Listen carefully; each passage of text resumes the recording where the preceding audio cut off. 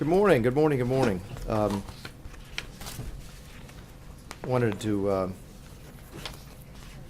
make a brief statement before we start about things that are probably more important than the numbers, and folks like me sometimes get caught up in the numbers. I want to talk very briefly about what happened in Manchester, England. I think the president this morning summed it up emotionally for a lot of us, and just called these people who perpetrated this, one person, there may be more, evil losers.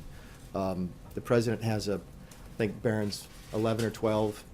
I took my son to his first concert when he was 11 or 12, and I think all of us who have children that age and take them to concerts, this is something that hits especially close to home, and we stand shoulder to shoulder with our ally and our friends in the UK, and also have the victims and their families in our hearts as we talk about these other things that somehow pale in comparison. With that said, let's talk about the budget. And I know that some of you were here yesterday, and some of what I say at the opening be a repeat, but a lot of folks were not here. So let's talk about what this is. This is the President's FY 2018 budget. The name on the cover is the New Foundation for American Greatness. Okay. As I read through it over the weekend, as I did, in fact, we've been working on this since before I actually got here, it struck me that the title should have been different, that the title should have been a taxpayer first budget, because that's what this is. And as I was trying to reconcile those two things, well, it's called the New Foundation for American Greatness, but I wanted to call it the taxpayer first budget. It struck me that that was what was really new, or one of the things that was new about this budget, that we looked at this budget through the eyes of the people who were actually paying the bills. I think for years and years, we've simply looked at a budget in terms of the folks who are on the back end of the programs, the recipients of the taxpayer money, and we haven't spent nearly enough time focusing our attention on the people who pay the taxes. I got a couple questions yesterday. I know I will today about compassion.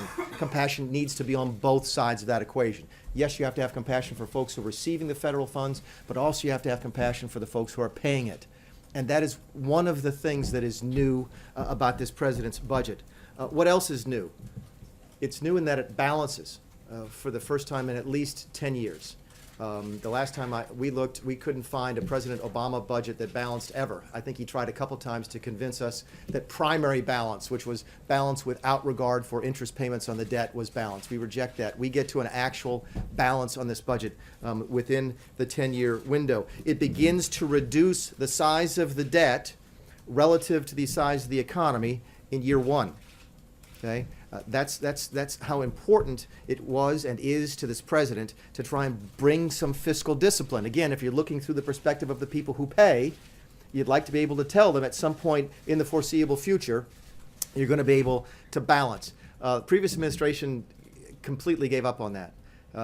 As I've said before to the previous administration, if you borrow money, if I take money from you and I have no intention of ever giving it back, that is not debt, that is theft. And if we're going to borrow money from people, we have to have a plan for how we are going to pay it back. And that's what this budget does, and that's one of the things that is new about this budget. The next word in the title is foundation. What is the foundation that we're trying to build here? And I sum it up this way. Again, I saw an article a couple weeks ago about what is Trumponomics. And the Trumponomics is part of the foundation here. What is it? It's sustained 3% economic growth.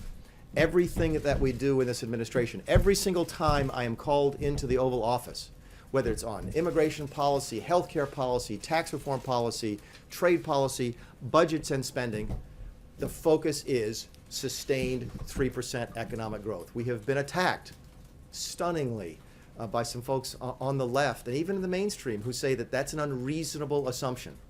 We should stop and think how absurd that is, to think that 3% growth in an American economy is to some people an absurd assumption. It used to be normal.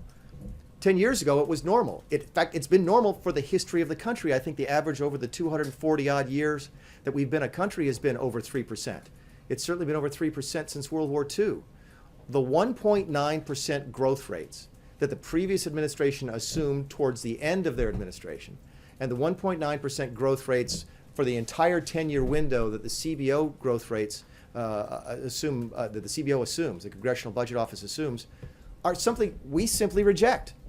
That is a pessimistic look at what the potential for this country and for what this country's people is. We reject that pessimism and say, you know what, we probably should have gone in and assumed 3.5% or 4% growth, because that would be aggressive. 3% growth is just getting back to normal. I've said it before, I say it again. If you are 30 years old and you are watching this, or you're sitting here, you have never had a job as an adult in a healthy American economy. It's either been a recession or a slow, sluggish economy stumbling along at less than 2% growth. The differences between 2% growth and 3% growth doesn't sound like much. In fact, I cringe when I hear people say it's only a 1% difference. It's not. It's a 50% difference, but that's just math. The difference in that is tangible.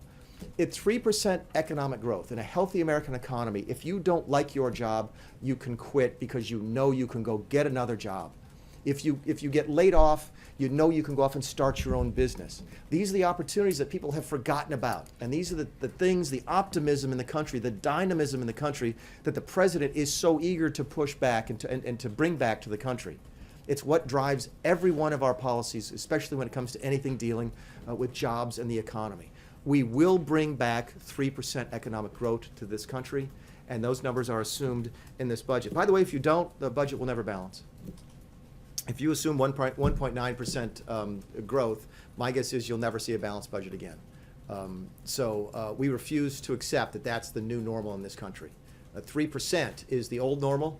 3% will be the new normal again under the Trump administration, and that is part and parcel, one of the foundations of this budget. Along those same lines, the budget also speaks to and funds a lot of the president's priorities. We've talked about this since March when we unveiled, the budget blueprint. National security, obviously, a priority for this president. Border security, another priority for him. We can talk at length if you want to today about the details of the additional money that we spend in those areas. The total plus up again for the 2018 budget is $54 billion. Over the Congressional Budget Office baseline. The law enforcement gets a significant increase here. That's both at the federal and the state and local level as we follow through on our efforts to enforce the law. Veterans see more money here. That's a classic example of looking at the budget through the eyes of the taxpayer. I put myself in the role of the person who's actually taking the money from you as taxpayer and giving the money to someone else in terms of a benefit. And if I can look you in the eye and say, look, I need to take this money from you so that I can help this injured vet, I can do that in good conscience. I can look you in the eye, and my guess is you're okay with that. I am a lot less comfortable to the point of not wanting to look you in the eye and say, look, I need to take this money from you to give to this person over here who really isn't disabled but is getting a disabled benefit, or this person over here who is supposed to use the money to go to school but isn't actually going, or a program that is supposed to encourage you to graduate from high school or from college but is only 6% effective. That's the type of compassion we talk about, and that's the type of different perspective that we bring to the budget. And it's one of the things that I like to talk about when we talk about the veterans. People don't mind paying their taxes as long as they know that that money is not being wasted and frittered away. We also increased spending for school choice and paid parental leave, making this president the first president of either party to propose a nationwide paid parental leave program for parents and adopted parents. There's $20 billion in that over the course of the 10-year window. I think I gave an incorrect number yesterday at 25. What are those, by the way? National security, border security, law enforcement, veteran school choice, paid parental leave. They are all campaign promises that the president made while he was running for office. And that's why I say these numbers are simply the president's policies put onto paper. We took the president's speeches, we took his priorities, we turned them into numbers, and that's what's in the document. Does not, along the same lines, not a single thing in here touches Social Security retirement or Medicare. Why? Because that's what the president said when he was campaigning, that he would not change those things. In fact, I've told the story several times of sitting in the president's office with a list of possible reforms to mandatory, what some people call entitlement spending, and have the president at the end of the list go, yes, yes, no, no, no, no. And the no, no, no's were always Social Security, retirement, and Medicare. Didn't change those at all because he promised people that he wouldn't. We can do all that and balance at the same time because we look at spending differently. We're no longer going to measure compassion by the number of programs or the number of people on those programs, but by the number of people we help get off of those programs. We're not going to measure compassion by the amount of money that we spend, but by the number of people that we help. And that is how you can get 3% economic growth. That is how you can balance the budget in 10 years. That is how you can borrow money from people with still promising and intending to pay it back from them. That is how you can help people take charge of their own lives again. And that is the part of the budget that deals with the American greatness. So with that, I'll take questions for a little bit. I know there's a couple. Yes, ma'am.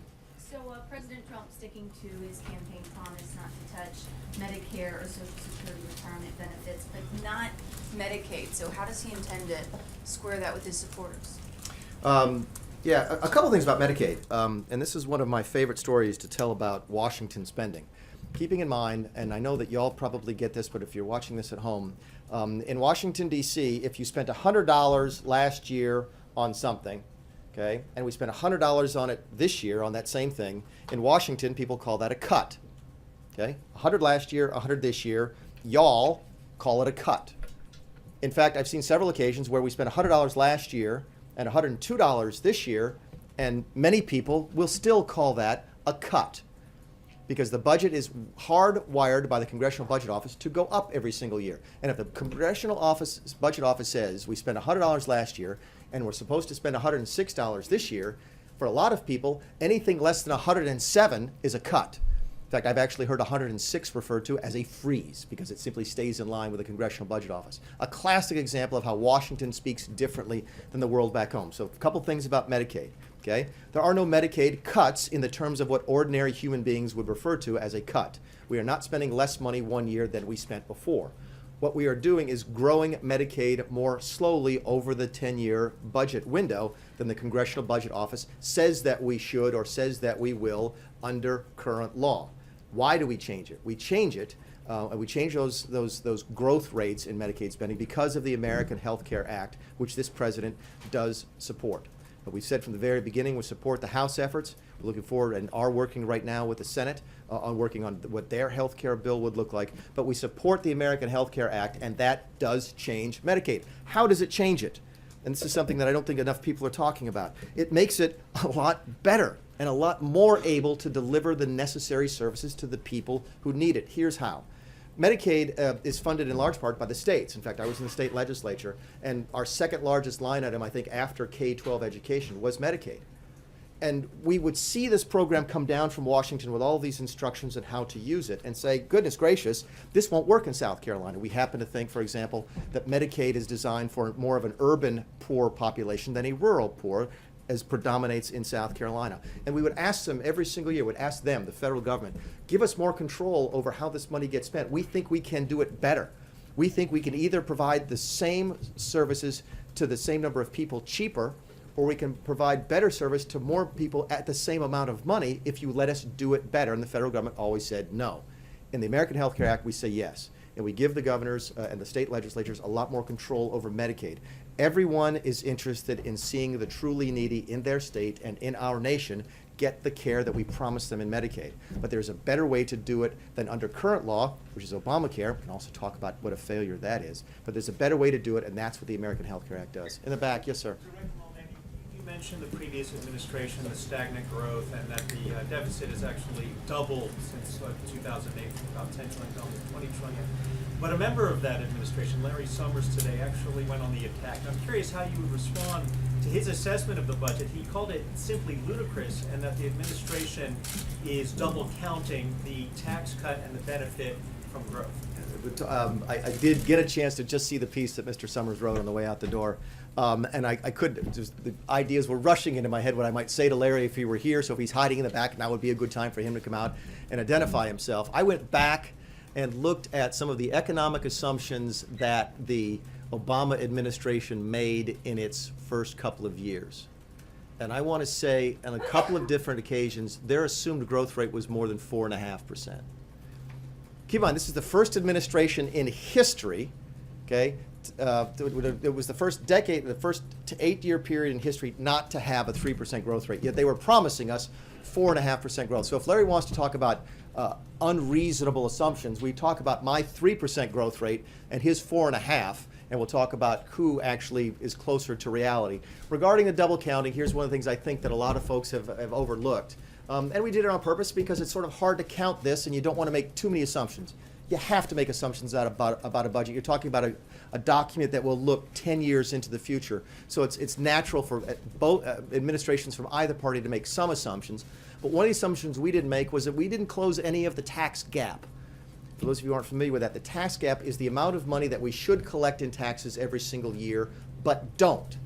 2016, that number is $486 billion. Almost enough to close the deficit that year. And we don't assume an additional penny of that being closed as part of our tax reform. Why is that important? There's probably three reasons people don't want to pay tax. Number one, they just don't pay tax, and there's always a certain number of people who don't want to do that. Number two, it's just too hard for them to do it. It's too complicated for them to do it. Two reasons. Now I feel like I'm a Monty Python skit. The two reasons. And we think that, exactly, that if it's a simpler tax code, okay, that people are more likely to pay. That simply makes sense. If you can really fill out your tax returns on a single piece of paper, you're much more likely to actually do it. It's also easier for us to see if you're paying the right amount. A simpler code is easier for you to pay and easier for the government to see if you're paying the right amount, which would allow us very reasonably to assume a reduction in the tax gap. And we don't do a single penny of that. So I'm aware of the criticisms, and I would simply come back and say, look, there's other places where we were probably overly conservative in our accounting. We stand by the numbers. We thought that the assumption that the tax reform would be deficit neutral was the most reasonable of the three options that we had. We could either assume that our tax reform was deficit neutral, we could assume it would reduce the deficit, we would assume it would add to the deficit. And given the fact that we're this early in the process about dealing with tax reform, we thought that assuming that middle road was the best way to do it. Yes, sir. Thank you, Director. Can you characterize the treatment of climate science programs and the cuts to those? And do you describe those as a taxpayer waste if you do cut them? You tell me. I think the National Science Foundation last year used your taxpayer money to fund a climate change musical. Do you think that's a waste of your money? What about climate science? I'll take that as a yes, by the way. So you see my point. What I think you saw happen during the previous administration is the pendulum went too far to one side, where we were spending too much of your money on climate change and not very efficiently. We don't get rid of it here. Do we target it? Sure. Do a lot of the EPA reductions aimed at reducing the focus on climate science? Yes. Does it mean that we are anti-science? Absolutely not. We're simply trying to get things back in order to where we can look at the folks who pay the taxes and say, look, yeah, we want to do some climate science, but we're not going to do some of the crazy stuff the previous administration did. And I will note for the record that you didn't say anything about about the musical. Yes, ma'am. Just wondering, you were talking about making assumptions. What are your assumptions and expectations for the budget in reference to the wall?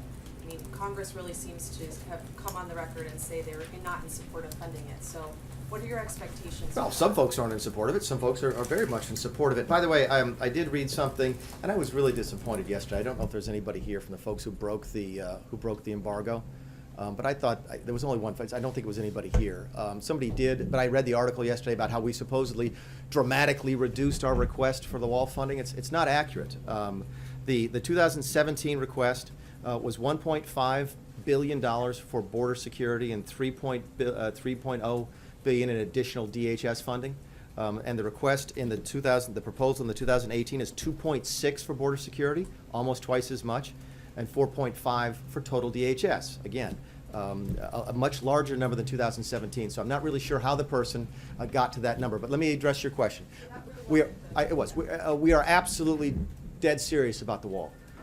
In fact, after taking care of the national security and the vets, my guess is it's in the president's top three. In fact, I know for a fact that it is. And we made that very clear to the folks on the Hill that while we did not get as much money as we wanted for border security in the 2017 omnibus, we did get a lot. Many of you were here for the presentation I gave on that. And we will see increased border security between today and the end of the calendar year. By the same token, we're going to continue to press on. We do think there's a role for technology, a role for additional people, all of which we ask for in those in this 2018 budget request, but it is absolutely a priority for the president. Yes, sir. You said you reject the premise of the economy not growing at 3%. Yep. Did you set the 3% target and then reverse engineer the figures in order to achieve that? No. Give us the math. Yeah, keep in mind, we had, because there was a lot of numbers that were floated during the campaign, 3, 3.5, 4, 4.5. And we didn't start with any of those numbers and work back. What we sat down and did is this, in fact, it was the group of, it was myself, Secretary Mnuchin, Director Cohn from the NEC, who at the time I think was playing, and still is playing the, filling the role often filled by the head of the Council of Economic Advisors. And what we did is we sat down and said, we looked at the CBO baseline numbers and said, okay, what will our tax policy increase GDP by? And what are the ranges for that? What will our regulatory policy impact GDP by, and what could the ranges be for that? What does repealing Obamacare do for increasing GDP? By the way, the Congressional Budget Office actually has hard numbers on that. The Congressional Budget Office assumes that if you repeal Obamacare, it will increase GDP because Obamacare creates a disincentive to work. So we went through the methodology item by item and arrived at the 3%. And I also think that you'll see that as well in the ramp up to that 3%. We don't assume 3% in year one, for example. I think our assumption for this year is 2.3, then 2.5, then 2.7 or 8, and then 3% out. So we think it's a very reasonable and very defensible macroeconomic assumption. Digging a little bit deeper into the numbers, we also think that our numbers regarding the related interest rates and unemployment rates are likewise defensible. We get a lot of questions sometimes about productivity, about, we hear these stories now. There's an interesting story in one of the leading newspapers, I can't remember if it was the Times or the Post yesterday, about a business in Utah that can't find enough people to work. And people say, oh, how are you going to grow the economy at 3% if we're already facing a tight employment market? I'm going to pull the numbers up here so I don't butcher these. Of course, as soon as I say that, I can't pull the numbers up. The difference between the U6 rate and the U3 rate is, I think the number was in excess of 6 million people. What does that mean? The U3 rate is what we call the unemployment rate. It's what everybody calls the unemployment rate. The U6 rate is those folks who are unemployed. Okay, they're in the labor force looking for work, but they can't find it. Plus the people who are marginally attached or working part-time for economic reasons, working part-time because they can't find full-time work. Okay. That difference, that delta, is over 6 million people. So we believe that we should be able to drive U3 and U6 together and get those folks into full-time employment, and that's one of the ways you get productivity gains. You're saying that U6, a measure that goes back to 1994, you can have it equal the U3 measure? We think that's, in a properly functioning economy, that would be the case, because keep in mind, what's the difference? Marginally attached and part-time, against your will. You want to work full-time, but you're not. So you're technically not unemployed, because that's not the technical definition of the U3 unemployment rate, but you want to be doing more. You want to be more productive, to go back to the economic terms. And we do believe that we bring those people back to the job place, they will end up adding to productivity. Director Mulvaney, thanks for doing this. On the day that he came down the escalator famously and became candidate Trump, he said, we're going to save Medicare, excuse me, we're going to save Medicare, Medicaid, and Social Security without cuts. Have to do it. I recognize that he's going to be saving Social Security retirement, but he's not saving Social Security disability insurance, which benefits more than 10 million Americans. So is the president keeping his promise on that program? Thank you for that. Yes, he absolutely is, and here's why. The fact that it's called Social Security disability insurance, I think is well, put it to you this way. We propose to do parental paid leave in this budget. Again, the first president of either party to do that. We propose to do that using the tools that already exist through the state unemployment insurance. Okay. By the way, I think that's the same way that Canada does it now. There are a couple of states, New York, New Jersey, I think California, who already provide statewide paid parental leave. They do it through their disability insurance programs, their employment disability. That does not mean that parental leave is unemployment, and it does not mean that parental leave is a disability. It simply means that that program is managed through the infrastructure that already existed at the time it was set up. And the same is true with Social Security disability. It is a welfare program for the long-term disabled. It is not what most people would consider to be Social Security. So will any of those individuals who presently receive SSDI receive less as a result of this budget? I hope so. If there are people who are getting SSDI who should not be getting it, those people who should be getting it? Oh, no. They receive less. Oh, no, if people are really disabled, and there are folks who need this listen, that's, So how are you going to better determine who is getting it that shouldn't be getting it? There's so many anti-fraud programs that exist already. to yeah, fight it's a this. great question, and I could get down in the weeds, but one of the ones we have, one of the proposals we have is actually how we pick the administrative law judges. Because I think it's a lifetime appointment on day one, and we try and phase them in to make sure they're not, there's been several judges accused of sort of abusing the program. But to your point is an excellent one. We are not kicking anybody off of any program who really needs it. That's not, we have plenty of money in this country to take care of the people who need help. Okay? And we will do that. We don't have enough money to take care of everybody who doesn't need help. So what we try and do is look at these programs, again, through the perspective of the people paying for it, and say, SNAP, for example. I know I haven't been asked a question about it. 42 million Americans, I thought it was 44, I'll take your word for it on 42. It is. I think the high was 47, and that was during the recession. Pre-recession, the numbers were as low as 28. It spiked during the recession, okay, which you would expect on a counter-cyclical program like food stamps. During bad economic times, more people will go on to food stamps, so it's completely within reason to look at that number. It went from 28 million on food stamps before the recession to 47 at the height. It's 44 or 42 today, yet here we are 8 years removed from the end of the recession. We've had economic growth, albeit slow. We're at what we consider to be full employment with the limitations of U3 and U6. Why is the number still that high? Is it possible, if you're paying for it, isn't it reasonable for you to at least ask the question, are there people on that program who shouldn't be on there? And shouldn't it be up to the government to make sure we can look folks who are paying the taxes in the eye and say, you know what, we did everything we could to make sure that everybody on SSDI is really disabled. We don't think that's unreasonable. In fact, we think that is the definition of compassionate, a compassion that is balanced between the people who get the benefits and the people who pay them. Yes, ma'am. Can you talk about the provisions affecting federal employees and how to strengthen your plans to strengthen the federal government? I'll deal with federal. Let's talk about federal retirement, because that's gotten a little bit of and that's one of our largest changes. Simply put, we try and make federal retirement closer to the private sector. So we've increased the contribution that they make to their 401k programs. I think on one program we got rid of a cost of living adjustment that was there, but keep in mind those are folks who will also be participating in Social Security at the same time, which is a cost of living adjusted. So we thought they were common sense reforms to try and bring the federal government benefit programs closer to the private sector. I'm a federal worker, okay? I have a pension and a 401k.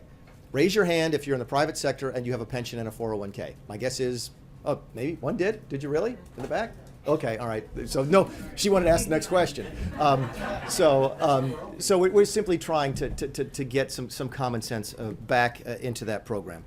And we don't think that's an unreasonable thing to do. Again, it's the right thing to do on behalf of the taxpayers. In the back, yes, sir. Can you talk about the $1.6 billion for brick and mortar border security? What are the American people going to see with that money? Are we talking about more replacement wall, new wall, and if so, how much new wall? Yeah, the number just to be clear, the 1.5 was the request for 2017.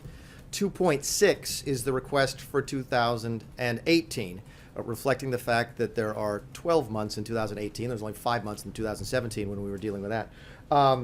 So the answer to your question, what are they going to see, is all of the above. That would be replacement wall.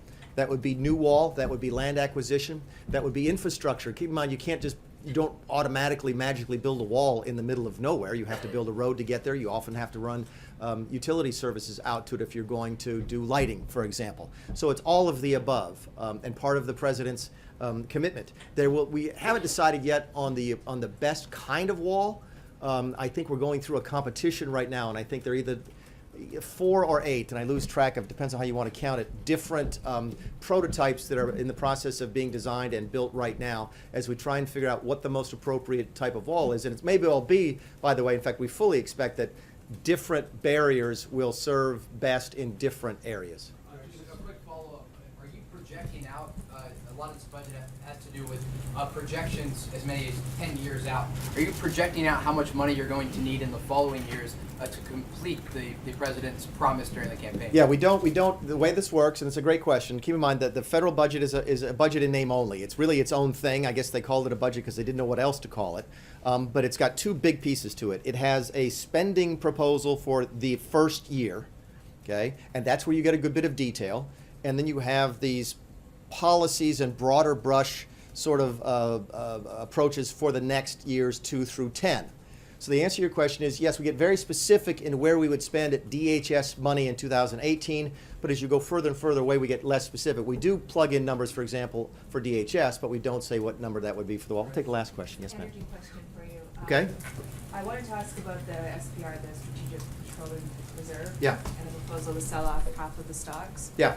How concerned are you that doing that would hurt domestic producers by pressuring prices lower? And does the administration plan to break with its agreement with other OECD nations to keep 90 days worth of oil supplies in reserves? I can't speak to the OECD because I'm not familiar with that. What I will tell you is we do not believe that the proposals that we've got will harm the domestic production ability. In fact, one of the reasons we believe that we can reduce prices, and of course if you do it slowly, if you telegraph it over the course of time, there's a way to do it without having a dramatic impact on prices. The reason that we're, by the way, what she's talking about is we propose to reduce the size of the Strategic Petroleum Reserve, which was put in place back in the 1970s. It may have been the early 1980s by the time they actually got it funded. And at that time, I think we were importing over 6 million barrels of oil a day from the Middle East. And we had limited domestic production. I think what you've seen in the last, and that's why you do it, right? It was a national security argument. If we're going to rely so heavily on imported oil, then there might be a national security and certainly a national economic argument to not exposing ourselves to the risks like the oil shocks that we had in the 1970s. That risk goes down dramatically when we have increased domestic production like we do today. In fact, I think you saw Congress last year approve for the first time since the 1970s crude oil exports out of this country. So we have the opportunity now to do that. We produce more oil because of hydraulic fracking. We also produce more natural gas and other hydrocarbons. So we think it's a responsible thing to do. It's no longer necessary. Again, go back to that perception of the taxpayers. I don't need to take this much of your money to bury it in the ground out in West Texas someplace for domestic security and national security reasons when we have domestic surpluses or supplies like we do. Thank you all very much. Again, we'll be available for questions. You can reach out to John. Snap. I will. Yes. Thank you. No, I will. Thank you for that. We'll take Snap, and then I will go. Thank you. And I talked about it a little bit, but go ahead. What's your? I thought I answered the Snap question. Well, you touched on it, but I had a follow up on the Snap question Okay. from yesterday. You said that you would be phasing in the work requirements, and I was wondering if you could tell us a little bit more about that process and how quickly you expect that to happen, and also if you could tell us what you would say to the able-bodied Americans you referenced who were saying, I want to work, but I can't find work. Gotcha. The answer to your question is I'm not familiar with the details of how we phase it in over time, so I apologize. We have to get back to you on that one. But in terms of what we'd say to people is, great, thank you. Thank you for wanting to work, because we need you as a nation to do that. So we are starting on the exact same page. So we are going to do everything we can to help you find a job that you are suited to and a job that you can use to help take care of you, yourself, and your family. That's not the problem. Okay, the folks who are out there who are on food stamps and want to work, we'll be able to work with them to solve the problem. Okay, they are not what's causing the difficulties in SNAP. It's the folks who are on there who don't want to work. And that's what we're trying to point out to people is, look, if there's 44 million people on there, 8 years removed from the end of the recession, maybe it's reasonable to ask if there are folks who are on there who shouldn't be. That is a reasonable question to ask. I would even suggest to you it's a compassionate question to ask. But I can assure you, if you're in this country and you want to work, there's good news, because Donald Trump is president, and we're going to get 3% growth, and we're going to give you the opportunity to go back to work. So thank you all very much. I appreciate it.